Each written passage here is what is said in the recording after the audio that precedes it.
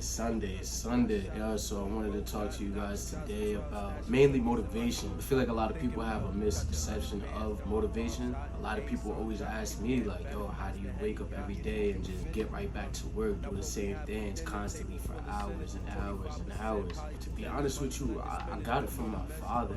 Like, you know, when you're little, you soak in so much that leaves a big impression on you when you get older.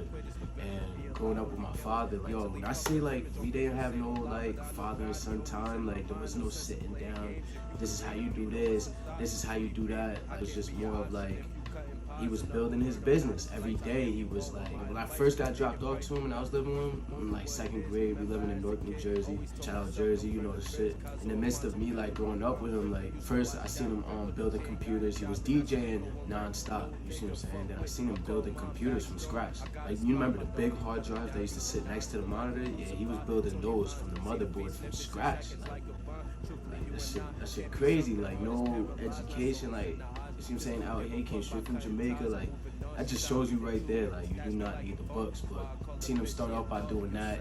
His graphic company, basically he make flyers, do photo shoots. He started his photo shoot company too. That was all under the same thing. And like I said, he was DJing on the weekends. And so he used to wake up every day, go straight to his office, which was in the house, and he was just lock in. At that time, I couldn't understand that, so I used to be looking at it like, damn, like, you don't want to do nothing with me. To be honest, he was doing stuff for me. It was just, he was installing in me like, yo, whatever you want, you gotta get it yourself. And he always had food on the table. He had clothes for school. Like, I never had fly shit or like, you know, all the expensive shit, but shit, man, like, it is what it is. Like, as long as I was eating and I was alive, like, that was enough, you see what I'm saying? It rolled over to me. Like, I wake up every day. I don't have to sit here and think like, yo, what am I gonna do today?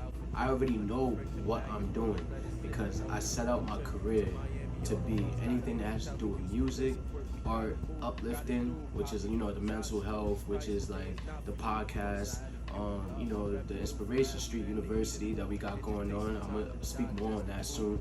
Basically, you know, it's not like, how can we do this today? It's more of like when you go to your job and you know you have to do this, that's how I treat my work. I don't need motivation to work. I don't need inspiration to work. I just know I have to work. So what I do is, like, I try to trick my brain.